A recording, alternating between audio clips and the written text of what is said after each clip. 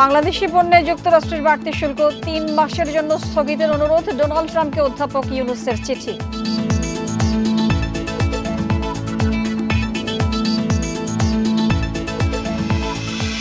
ঢাকায় চলছে 4 দিনের আন্তর্জাতিক বিনিয়োগ সম্মেলন। নতুন উদ্যোক্তাদের সহায়তা দিতে বিশেষ তহবিল গঠনের উদ্যোগ।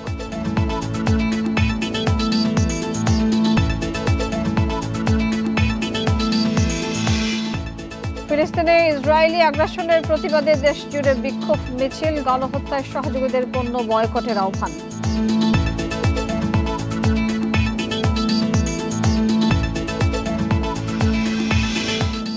গাজায় স্বাস্থ্যকর্মী হত্যায় চাপে ইসরায়েল, স্বাধীন তদন্তের দাবি রেড ক্রিসেন্টের। আন্তর্জাতিক আইন লঙ্ঘনের অভিযোগ।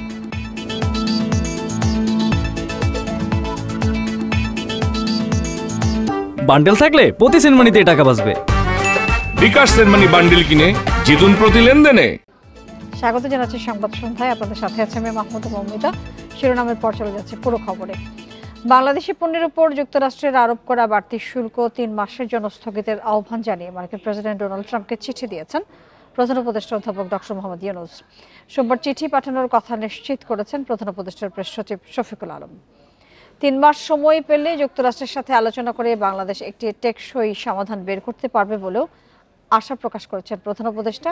চিঠিতে তিনি বলেন, দেশটি তার অনুরোধে সাড়া দেবেন বলে তার বিশ্বাস। চিঠিতে ওয়াশিংটনের সাথে ঢাকার প্রযুক্তি ভিত্তিক ব্যবসার অগ্রগতির প্রসঙ্গ টেনে বলা হয়, স্টার্লিং বাংলাদেশ শিগগিরই কার্যক্রম শুরু করবে। কৃষিভিত্তিক মার্কিন পণ্য এবং স্ক্র্যাপ মেটালে শূন্য শুল্ক বিদ্যমান বলে জানানো হয়। 2 এপ্রিল বাংলাদেশ, ভারত সহ বিভিন্ন দেশের পণ্য আমদানিতে হঠাৎ করে অস্বাভাবিক শুল্ক আরোপ করে ওয়াশিংটন। ফলে এসব দেশের ব্যবসা বাণিজ্যে নেতিবাচক প্রভাবের শঙ্কা দেখা দিয়েছে। আমরা পোস্টপোনমেন্ট চেয়েছি 3 মাসের জন্য, যাতে এর মধ্যে আমাদের যে অন্তর্বর্তীকালীন সরকার কাজ করতে পারে, যাতে বাংলাদেশে ইউএসের এক্সপোর্ট বাড়ে। আমরা এটা একটু চেয়েছি। স্টার্টআপ কোম্পানিগুলোকে মূলধন যোগাতে 800 থেকে 900 কোটি টাকার বিশেষ তহবিল গঠন করছে কেন্দ্রীয় ব্যাংক। শিগগিরই প্রজ্ঞাপন জারি হবে বলে জানিয়েছেন governor doctor Ahsan H Mansur. রাজধানীর হোটেল ইন্টারকন্টিনেন্টালে শুরু হওয়া বিনিয়োগ সম্মেলনে এক সেমিনারে তিনি এসব কথা বলেন। এ সময় বিডা নির্বাহী চেয়ারম্যান বলেন, উদ্ভাবনী উদ্যোক্তাদের ব্যবসা সহজ করতে নীতি সহায়তা দেওয়া হবে। ঢাকায় উদ্যোক্তাদের কোওয়ার্কিং স্পেস ও চাহিদা অনুযায়ী অফিস সেবা নিয়ে এসেছে মোর নামের স্টার্টআপ। আগামী 2 বছরে অন্যের উদ্ভাবনী ব্যবসাতেও $1 মিলিয়ন বিনিয়োগ করবে প্রতিষ্ঠানটি। সেক্টরটা হতে হবে বাংলাদেশ স্পেসিফিক, বাংলাদেশের যেই ধরনের প্রবলেম আছে সেই প্রবলেমগুলোকে সলভ করছে, এবং এটা cannot be a copied idea. পরিবেশ বান্ধব পচনশীল উপাদানে ব্যানার ও প্যাকেজিং পণ্য তৈরি করছে পলকা নামের প্রতিষ্ঠান। বাণিজ্যিকভাবে উৎপাদনে তারা বড় অঙ্কের বিনিয়োগকারীর খোঁজে এসেছে সম্মেলনে। শত শত বিদেশি বন্ধুরা, ইনভেস্টররা, স্টার্টআপ ইকোসিস্টেমের প্রায় সবাই এসেছেন। আমরা আশা করছি যে আমাদের অন্য সবার সাথে আমরা আমাদের প্রোডাক্টটাকেও একটু ফোকাসে নিয়ে আসতে পারবো। স্টার্টআপ কানেক্ট শিরোনামে আলোচনায় দেশি বিদেশি তরুণ উদ্ভাবনী উদ্যোক্তারা অংশ নেন। মূল প্রবন্ধে বলা হয়, তরুণ জনগোষ্ঠীর শক্তি কাজে লাগিয়ে স্টার্টআপ ব্যবসায় অপার সম্ভাবনা থাকলেও এ খাতে বিনিয়োগে অনেক পিছিয়ে বাংলাদেশ। সরকারের সম্পদের সীমাবদ্ধতা আছে, তাই আর্থিক সহায়তার পরিবর্তে নীতিগত সমর্থন জোরদার করা হবে, যাতে প্রতিবন্ধকতাগুলো দূর হলে স্টার্টআপ উদ্যোক্তারা দেশি বিদেশি অংশীদার পেতে পারে। বাংলাদেশ ব্যাংক গভর্নর বলেন, বিদেশি বিনিয়োগকারীদের জন্য পুঁজি ও মুনাফা সহজে নিজ দেশে পাঠানোর নীতিমালা সহজ করা হচ্ছে। উদ্ভাবনী উদ্যোগের জন্যও তৈরি হচ্ছে বিশেষ তহবিল। বাংলাদেশ ব্যাংক নতুন উদ্যোক্তাদের সহায়তা করতে 800 থেকে 900 কোটি টাকার একটি বিশেষ তহবিল গঠনের উদ্যোগ নিয়েছে। তহবিল থেকে শুধু স্টার্টআপ কোম্পানিগুলোকে মূলধন সরবরাহ করা হবে। এই বিষয়ে শিগগিরই একটি প্রজ্ঞাপন জারি করা হবে। আইসিটি মন্ত্রণালয় জানায়, গত 1 দশকের যাত্রায় দেশে 1000-এর বেশি স্টার্টআপ প্রতিষ্ঠান ব্যবসা করছে, যারা $100 কোটি বিনিয়োগ সংগ্রহ করেছে। Hari Saha, independent news, Dhaka. দক্ষিণ কোরিয়া, চীন সহ 40 দেশের 60 জন বিনিয়োগকারী ঘুরে দেখেছেন চট্টগ্রামের কোরিয়ান এপিজেড ও মিরসরাই অর্থনৈতিক অঞ্চল। বিনিয়োগ সম্মেলনে এসে মাঠ পর্যায়ে কারখানা পরিদর্শন ও বিনিয়োগের পরিস্থিতি পর্যবেক্ষণ করেছেন তারা। আন্তর্জাতিক বিনিয়োগ সম্মেলনের প্রথম দিনে দক্ষিণ কোরিয়া, চীন সহ 40 দেশের 60 জন প্রতিনিধি ঘুরে দেখেন চট্টগ্রামের আনোয়ারার কোরিয়ান ইপিজেড। তাদের সামনে তুলে ধরা হয় কারখানাগুলোর কর্মপরিবেশ, কর্মপদ্ধতি সহ বিনিয়োগের চিত্র।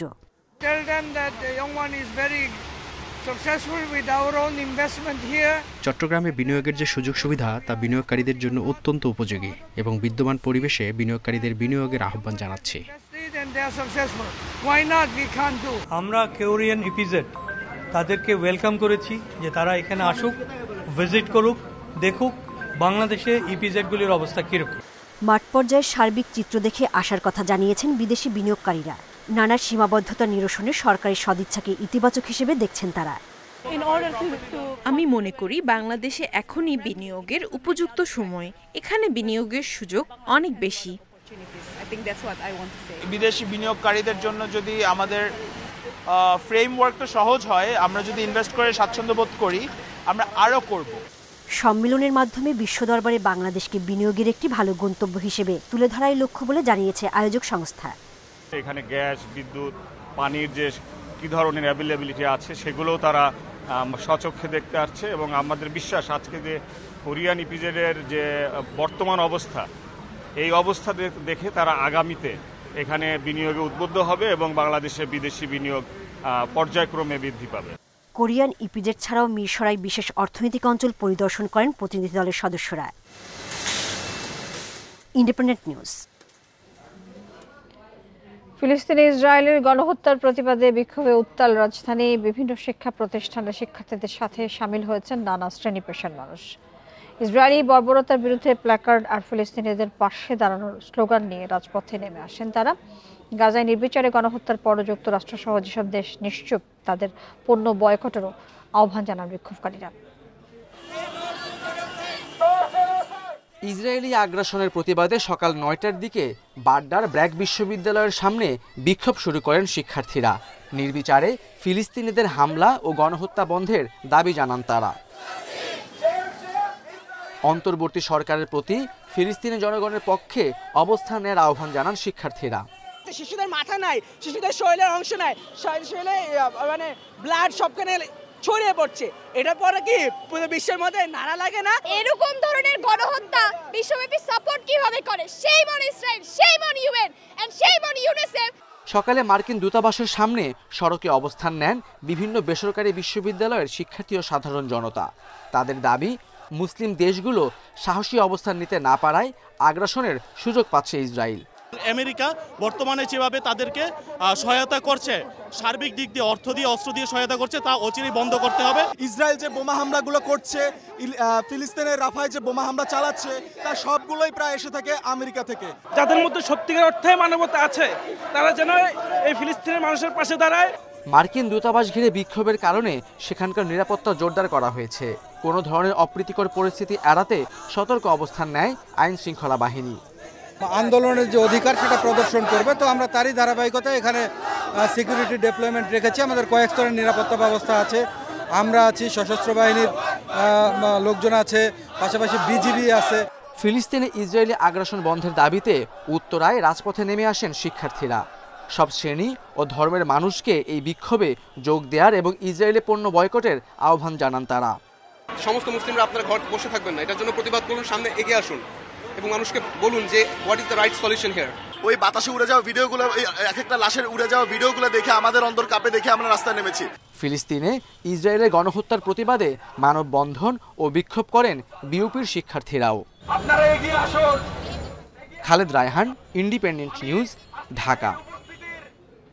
ফিলিস্তিনে ইসরায়েলি আগ্রাসনের প্রতিবাদে বিশ্বব্যাপী ধর্মঘটের সাথে সংহতি জানিয়ে ঢাকায় বিভিন্ন শিক্ষা প্রতিষ্ঠান থেকে বিক্ষোভ মিছিল করেছেন ছাত্রছাত্রীরা। ঢাকা বিশ্ববিদ্যালয়, বুয়েট সহ অন্যান্য প্রতিষ্ঠান থেকে দলে দলে শিক্ষার্থীরা বেরিয়ে আসেন রাস্তায়। গাজায় নজিরবিহীন গণহত্যার ঘটনায় মুসলিম বিশ্ব এবং আন্তর্জাতিক সংস্থাকে ইসরায়েলের বিরুদ্ধে কঠোর পদক্ষেপ নেয়ার দাবি জানান তারা। ফিলিস্তিনের গাজায় ইসরায়েলি বাহিনীর নিষ্ঠুরতায় প্রাণহানি ছাড়িয়েছে ৫৫,০০০। তাদের একটি বড় অংশই শিশু। বর্বরোচিত এই হত্যাযজ্ঞের প্রতিবাদ জানাতে মা বাবার সঙ্গে ঢাকার রাজপথে সামিল হয়েছে শিশুরাও। ফিলিস্তিনে ইসরায়েলের গণহত্যার নিন্দা জানাতে বিশ্বব্যাপী নো ওয়ার্ক নো স্কুল কর্মসূচিতে সংহতি জানিয়ে ঢাকায় ক্লাস পরীক্ষা বর্জন করেন শিক্ষার্থীরা। সোমবার সকাল থেকেই ফিলিস্তিনের পতাকা ও ইসরায়েল বিরোধী প্ল্যাকার্ড হাতে ঢাকা বিশ্ববিদ্যালয়ের রাজু ভাস্কর্যের সামনে জড়ো হন স্কুল কলেজ ও বিশ্ববিদ্যালয়ের ছাত্রছাত্রীরা। ধীরে ধীরে প্রতিবাদ সমাবেশের কেন্দ্রবিন্দুতে পরিণত হয় চত্বরটি। নজিরবিহীন গণহত্যার নিন্দা জানিয়ে ইসরায়েলের সমর্থক সব দেশে পণ্য বয়কটের ডাক দেয়া হয়। আমেরিকান জায়নবাদী যারা মনে করে যে পৃথিবী তাদের বাপের সম্পত্তি, আমরা এসে ফিলিস্তিন দখল করে ফেললাম, এটা তো হয় না। ক্যাম্পাসে বিক্ষোভ মিছিল বের করেন ঢাকা বিশ্ববিদ্যালয়ের শিক্ষার্থীরাও। ফিলিস্তিনের চাওয়াই আমাদের চাওয়া, সেটা হলো কি স্বাধীনতা, আজাদি। বুয়েট ক্যাম্পাসে বিক্ষোভ মিছিল থেকে ইসরায়েলের প্রধানমন্ত্রী বেনিয়ামিন নেতানিয়াহুর শাস্তির দাবি তোলা হয়। প্রতিবাদ সমাবেশ করেন ইডেন কলেজের শিক্ষার্থীরাও। মুসলিম দেশ ও আন্তর্জাতিক সংস্থাগুলোকে ইসরায়েলের বিরুদ্ধে কঠোর পদক্ষেপ নেয়ার আহ্বান জানান তারা।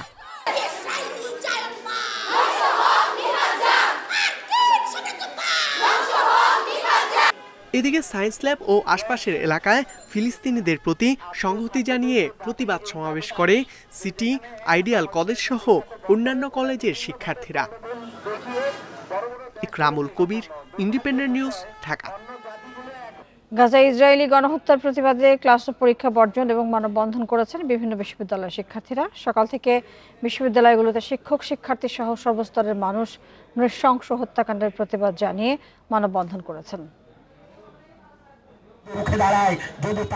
গাজায় ইসরায়েলি বর্বরতার প্রতিবাদে বিশ্বব্যাপী কর্মসূচির সঙ্গে সংহতি জানিয়ে চট্টগ্রামে বিক্ষোভ সমাবেশ ও মিছিল হয়েছে। সোমবার চট্টগ্রাম বিশ্ববিদ্যালয়ের প্রধান ফটকের সামনে কর্মসূচিতে অংশ নেন শিক্ষার্থী, শিক্ষক ও কর্মকর্তারা। এছাড়া বিক্ষোভ হয়েছে নগরীর বিভিন্ন জায়গায়। আমরা বলতে চাই যে ফিলিস্তিনে যে গণহত্যা চালাচ্ছে আমেরিকা এবং এই যে ইসরায়েলের যৌথ মদদে, আমরা এটা দ্রুত বন্ধ করার জন্য অনুরোধ জানাচ্ছি। যুদ্ধনীতি লঙ্ঘন করে ইসরায়েলি বাহিনী হামলা করছে, হত্যা করছে এবং সেটাকে ইন্ধন যোগাচ্ছে আমেরিকা সহ বিশ্বমোড়লরা। এদিকে মানববন্ধন কর্মসূচিতে একাত্মতা জানিয়েছেন রাজশাহী বিশ্ববিদ্যালয়ের শিক্ষক সহ সর্বস্তরের মানুষ। কর্মসূচিতে বক্তারা অবিলম্বে গাজায় গণহত্যা বন্ধের দাবি জানান। অন্যায়ের বিরুদ্ধে সবাইকে ঐক্যবদ্ধ হওয়ার আহ্বান জানান তারা। আমরা একটা ইনসাফ ভিত্তিক, ন্যায় ভিত্তিক মধ্যপ্রাচ্য দেখতে চাই, যেখানে প্যালেস্টিনিয়ানদের স্বাধীনতা, আত্মনিয়ন্ত্রণের অধিকার, মানুষের অধিকার, এগুলো আবার প্রতিষ্ঠিত হবে। গাজার জনগণের প্রতি সংহতি জানিয়েছে খুলনা বিশ্ববিদ্যালয়ের শিক্ষার্থী, শিক্ষক, কর্মকর্তা, কর্মচারীরা। বরিশালেও মার্চ ফর প্যালেস্টাইন কর্মসূচি পালন করেছে শিক্ষার্থীরা। আমরা চাই ফিলিস্তিন যাতে তার সঠিক বিচার পায়। ফিলিস্তিন কেন তার স্বাধীন রাষ্ট্রের স্বাধীন স্থানে দাঁড়াতে পারবে না? গণহত্যা চলছে, এর বিরুদ্ধে আমরা সারা বিশ্ববাসী একত্রিত হয়েছি।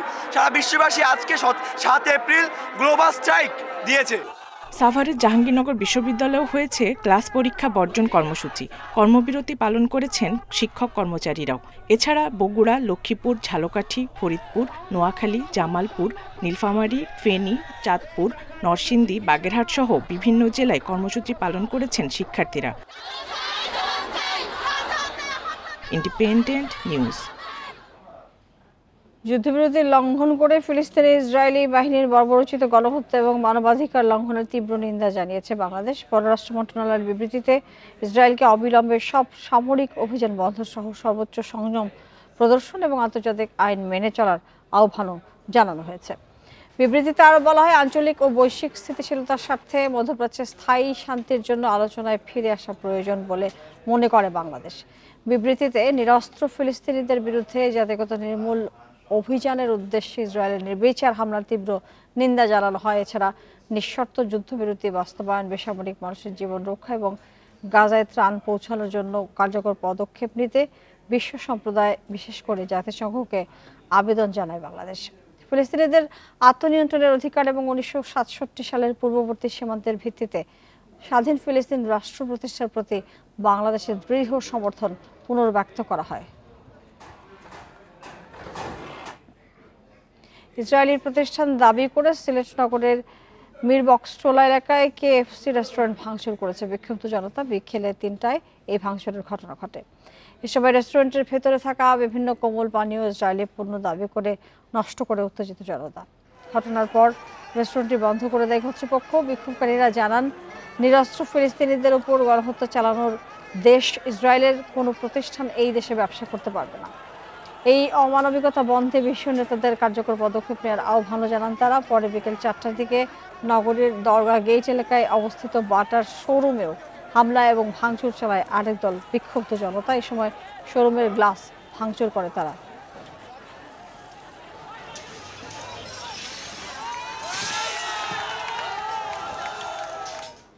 গাজায় গণহত্যার শিকার মানুষের প্রতি সংহতি জানাতে সাধারণ ধর্মঘট পালন করছে পশ্চিম তীর এবং জেরুজালেমের ফিলিস্তিনিরা। সোমবার স্কুল, দোকান থেকে শুরু করে ব্যবসায়িক সব প্রতিষ্ঠান বন্ধ রাখে তারা। এর আগে রোববার এক বিবৃতিতে গাজার প্রতি সংহতি প্রকাশের আহ্বান জানিয়ে ধর্মঘটের ঘোষণা দেয় পশ্চিম তীরের জাতীয় ইসলামিক বাহিনী। বিবৃতিতে বলা হয়, এই প্রতিবাদের লক্ষ্য ইসরায়েলি বাহিনীর ভয়াবহ অপরাধ, বেসামরিক মানুষ হত্যা সহ চলমান দমন পীড়নের বিরুদ্ধে সোচ্চার হওয়া। গাজার স্বাস্থ্য মন্ত্রণালয়ের হিসেবে 18 মাস ধরে চলা ইসরায়েলি আগ্রাসনে এখন পর্যন্ত 50,700 জন ফিলিস্তিনি নিহত হয়েছে।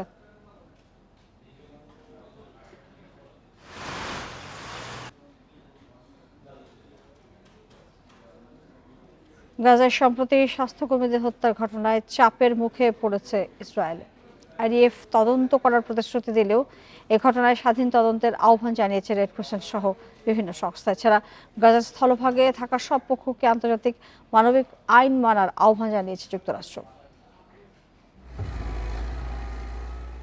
গত 23 মার্চ গাজার রাফায় ফিলিস্তিনি রেড ক্রিসেন্ট সোসাইটির একটি অ্যাম্বুলেন্স, জাতিসংঘের একটি গাড়ি এবং গাজার সিভিল ডিফেন্সের একটি ট্রাকে গুলি চালায় ইসরায়েলি সেনারা। এতে প্রাণ হারান 15 জন স্বাস্থ্যকর্মী। এমনকি মরদেহ গুম করতে তাদের বালি নিচে পুঁতে ফেলে সেনারা। ঘটনার এক সপ্তাহেরও বেশি সময় পর উদ্ধার হয় এসব সেবাকর্মীদের মরদেহ। এরপরই হামলায় নিহত একজনের মোবাইল ফোনে পাওয়া যায় সেই রাতের ঘটনার ভিডিও, যা ছড়িয়ে পড়ে সামাজিক যোগাযোগ মাধ্যম এবং আন্তর্জাতিক সংবাদ মাধ্যমগুলোতে। ইসরায়েলের সেনাবাহিনী ভুল স্বীকার করে দাবি করে, অন্ধকারে হেডলাইট বা ফ্ল্যাশিং লাইট ছাড়া গাড়িবহরটির গতিবিধি সন্দেহজনক মনে হওয়ায় গুলি চালিয়েছিল তারা। কিন্তু ভিডিও ফুটেজে দেখা গেছে ইসরায়েলি সেনারা গুলি চালানোর সময় অ্যাম্বুলেন্স এবং ফায়ার সার্ভিসের গাড়িতে লাল বাতি দৃশ্যমান ছিল। এদিকে IDF এই ঘটনার পুঙ্খানুপুঙ্খ তদন্ত করার প্রতিশ্রুতি দিলেও রেড ক্রিসেন্ট, জাতিসংঘ এবং অন্যান্য আন্তর্জাতিক সংস্থা এই ঘটনায় স্বাধীন তদন্তের আহ্বান জানিয়েছে। সংস্থার যেসব সদস্য এই নৃশংসতার শিকার হয়েছেন তাদের জন্য ন্যায় বিচার নিশ্চিত করা প্রয়োজন। এই ঘটনার জন্য যারাই দায়ী তাদের দ্রুত বিচারের আওতায় আনা হোক। তা না হলে এমন ঘটনা ঘটতেই থাকবে। এদিকে গাজার স্থলভাগে থাকা সব পক্ষকে আন্তর্জাতিক মানবিক আইন মানার আহ্বান জানিয়েছে যুক্তরাষ্ট্র। সাম্প্রতিক হত্যাকাণ্ড নিয়ে এমন মন্তব্য কিনা সেটি নিশ্চিত করেনি দেশটি। তবে স্বাস্থ্যকর্মীদের হত্যার বিষয়ে যুক্তরাষ্ট্রের পররাষ্ট্র দপ্তরের মুখপাত্র ইসরায়েল নিয়ে কথা না বলে উল্টো গাজায় যা কিছু ঘটছে তার জন্য হামাসকেই দোষারোপ করেন। আন্তর্জাতিক মানবাধিকার আইনে বেসামরিক নাগরিকদের লক্ষ্যবস্তু করা নিষিদ্ধ এবং একই সঙ্গে চিকিৎসা কর্মীদের জন্য নির্দিষ্ট সুরক্ষা দেওয়ার আইন রয়েছে। ইসরায়েলের বৃহত্তম অস্ত্র সরবরাহকারী দেশ যুক্তরাষ্ট্র তার নিজস্ব আইন দ্বারা মানবিক আইন মানতে বাধ্য। এ ধরনের ঘটনায় বিদেশি সামরিক বাহিনী দ্বারা যুক্তরাষ্ট্রের অস্ত্র ব্যবহার আইনত নিষিদ্ধ। Tahmid Abrar, independent news. নতুন আইনের অনুমোদন না পেলে বিদ্যমান আইনের সংসদীয় আসন বিন্যাসেই জাতীয় নির্বাচন হবে, একথা জানিয়েছেন কমিশনার আনোয়ারুল ইসলাম সরকার। সোমবার আগারগাঁওয়ে নির্বাচন ভবনে দল নিবন্ধন, সীমানা পুনর্নির্ধারণ সহ বিভিন্ন বিষয়ে ইসির বৈঠক শেষে একথা জানান তিনি। আইনের সর্বোচ্চ প্রয়োগ নিশ্চিতে দল নিবন্ধন এবং আচরণবিধি হচ্ছে বলে জানান তিনি। আইনের তোয়াক্কা না করে জাঁকজমকপূর্ণ নির্বাচনী প্রচারণা প্রায় স্বাভাবিক চিত্র। প্রার্থী ক্ষমতাবান হলে বারবার জরিমানা দিয়েও ভাঙেন আচরণবিধি। এবার দল ও প্রার্থীদের লাগাম টানতে পরিবর্তন আসছে জাতীয় নির্বাচনের আচরণবিধিতে। সোমবার নির্বাচন ভবনে সীমানা পুনর্নির্ধারণ, রাজনৈতিক দলের নিবন্ধন, ভোট কেন্দ্র স্থাপন এবং স্থানীয় সরকার নির্বাচন নিয়ে সভা অনুষ্ঠিত হয়। সভা শেষে কমিশনার আনোয়ারুল ইসলাম সরকার জানান, নির্বাচনী ব্যয় ন্যূনতম রাখা এবং প্রচারণায় সবার সমান সুযোগ নিশ্চিত করার চেষ্টা হচ্ছে। সামাজিক যোগাযোগ মাধ্যমে প্রচার নিয়ন্ত্রণের বিধানও থাকছে খসড়ায়। এখনো আমরা অনুমোদন পাইনি, অনুমোদন পেলে পরে আমরা এই ডিলিমিটেশনের কাজটা করব। আর যদি অনুমোদন না হয় তাহলে আপনার বিদ্যমান যে আসন বিন্যাস রয়েছে সেই আসনের ভিত্তিতে নির্বাচন অনুষ্ঠিত হবে। রাজনৈতিক দল নিবন্ধনের আবেদনের সময় বৃদ্ধির বিষয়ে কোনো আলোচনা হয়নি বলেও জানান তিনি। এটা 20 তারিখেই আমরা বুঝবো যে আমাদের আদৌ এটা বাড়ানোর প্রয়োজন আছে কিনা। তবে যাদের প্রয়োজন নিবন্ধনের আমরাও প্রস্তুত আছি যে নিবন্ধন দিব। যারা নিবন্ধন চাবেন তারা যদি আবেদন করেন তাহলেই আমরা দিতে পারবো, আবেদন না করলে তো দিতে পারবো না। রাজনৈতিক দলের সাথে আলোচনা ছাড়াই আচরণবিধি চূড়ান্ত করার বিষয়ে তিনি বলেন, পরিস্থিতি অনুযায়ী অংশীজনদের সাথে আলোচনা করা হবে। সুলতানা জাহান মিতু, ইন্ডিপেন্ডেন্ট নিউজ, ঢাকা। যদি বিচার বিভাগের সংস্কার না হয় তাহলে কোনো সেক্টরের সংস্কারের স্থায়িত্ব পাবে না বলে মন্তব্য করেছেন প্রধান বিচারপতি ডক্টর সৈয়দ রেফাত আহমেদ। সকালে হিলির হাকিমপুর মহিলা কলেজের সেমিনার কক্ষে এক বৃত্তি প্রদান অনুষ্ঠানে তিনি এই মন্তব্য করেন। অনুষ্ঠানের প্রধান বিচারপতি আরও বলেন, দায়িত্বভার গ্রহণের পর বিচার বিভাগের অবকাঠামোগত এবং সাংবিধানিক একটি সুদূর প্রসারী সংস্কারের প্রস্তাবনা জাতির সামনে তুলে ধরা হয়। সেই সংস্কার প্রস্তাবনার কিছুটা অর্জন হলেও এখনও বিচার বিভাগের অনেক সংস্কার কাজ বাকি রয়েছে বলে জানান তিনি। সংস্কারের বার্তা প্রতিটি বিভাগ জেলায় পৌঁছে দিতে তিনি বিভিন্ন জেলার বিচারকদের সাথে বৈঠক করছেন বলেও জানান প্রধান বিচারপতি।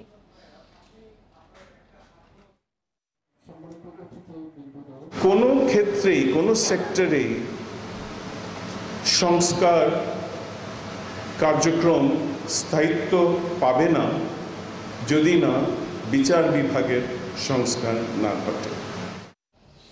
বাগেরহাটের চিতলমারীতে 5তলা ভবনে অগ্নিকাণ্ডে অনিতা রায় নামে এক নারীর মৃত্যু হয়েছে।